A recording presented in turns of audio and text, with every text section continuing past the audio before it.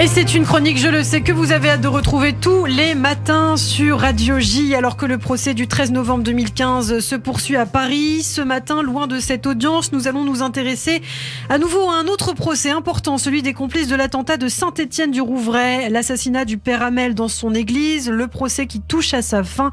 On en parle avec vous, Michel Zerbi, bonjour. Bonjour Ilana. Et oui, comme tous les matins, vous êtes avec nous en studio. Alors justement, vous étiez hier à l'occasion à la salle Voltaire du Palais de Justice de Paris.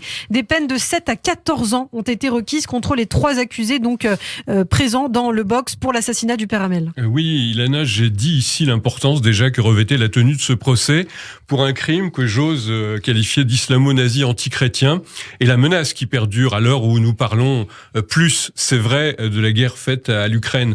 Alors oui, ce matin, c'est un focus sur ce que j'ai vu et entendu dans cette audience consacrée aux plaidoiries des parties civiles et des avocates générales, c'est-à-dire l'accusation.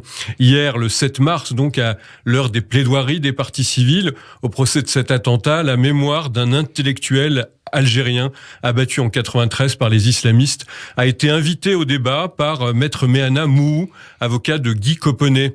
Massacré, poignardé, le père Hamel a choisi de dire face à la mort et à son assassin: il a eu peur, il a eu mal, a rappelé de son côté maître Catherine Fabre, avocate du diocèse de Rouen, mais en disant: va-t'en Satan.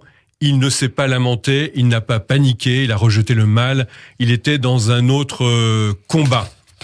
Alors, des paroles bouleversantes ont par ailleurs été entendues lors de ce procès, Michel. Oui, des choses littéralement inouïes, pour reprendre le mot de maître Fabre, y ont été entendues. Ces mots, ce furent ceux de Guy Coponnet, de Roselyne Hamel, la sœur, ou de Monseigneur Lebrun, l'évêque de cette région, et aussi ceux des avocats de la partie civile, qui chacun, dans son registre, ont été à la hauteur de l'enjeu. Ainsi, de maître Christian Saint-Palais, qui d'ailleurs est en défense dans les procès du 13 novembre. Ouais. Il représentait là les sœurs du père Hamel.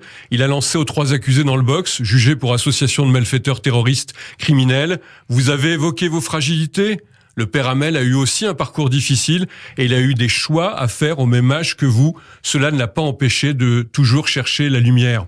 Et puis Francis Piner, qu'on citait la semaine dernière, a rappelé, lui, de son côté, que le procès se déroule dans la salle Voltaire, symbole du refus du fanatisme, de l'intolérance religieuse, des Lumières. Il s'élève contre le totalitarisme islamiste, à l'origine de ce crime exceptionnel par le lieu et la qualité de la victime.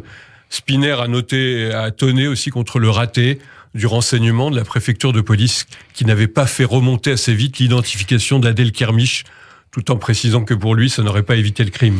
Et l'audience, Michel, a mis en évidence le fait que les 3 hommes dans le box auraient pu peut-être empêcher l'attentat. Oui, Ilana, s'ils avaient dénoncé Adel Kermiche et son complice, Abdelmalik Petitjean. Un autre avocat, maître Éric Morin, note que les accusés n'ont pas convaincu. Pire, ils ont déçu par un travestissement des choses. Et ils se sont tous donc appliqués à démontrer que les individus sur le box n'ont évidemment cherché à ne rien faire. Alors hier, le ministère public a requis donc contre eux des peines relativement clémentes, 14 ans, dont 2 tiers de sûreté pour Jean-Philippe Steven Jean-Louis, 9 ans, dont 2 tiers de sûreté pour Farid Relil, et 7 ans pour Yacine Sebaïa. Absolument, et 14 ans de réclusion criminelle donc à l'encontre de Jean-Philippe Steven Jean-Louis, considéré comme le maître de la propagande par le ministère public. À l'encontre de Farid Relil, lui est considéré comme le manipulateur qui a encouragé son cousin. Les avocats généraux ont requis 9 ans d'emprisonnement.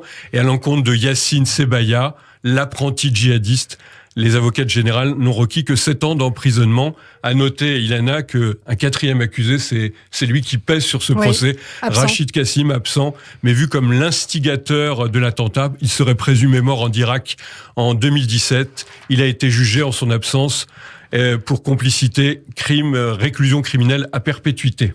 Merci beaucoup Michel Zerbi pour toutes ces précisions. Michel, on vous retrouve au quotidien pour suivre toutes les audiences importantes liées notamment au terrorisme en France. On vous retrouve demain sur Radio J.